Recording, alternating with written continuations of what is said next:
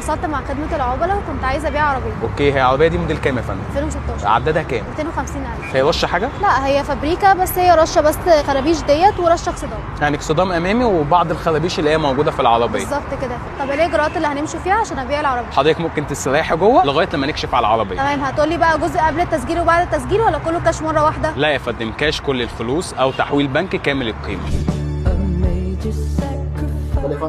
شكرا.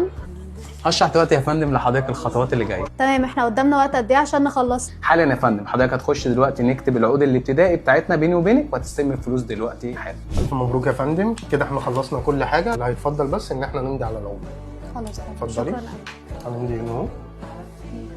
النسخه الثانيه. مبروك.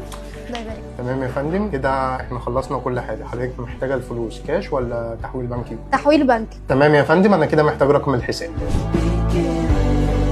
الله، العربيه دي حلوه. استاذ محمد. نعم يا فندم، اقدر اساعدك في حاجه؟ انا كنت شفت تفاصيل الكيا اكسيد وقريت ان هي 1,120,000، هو ده صحيح؟ صحيح يا فندم، دي كيا اكسيد 2022 هاي لاين، عدت 95,000 كيلومتر، فابريكا بالكامل. طب وانا ممكن ادفع ال 500,000 مقدم وقسط الباقي؟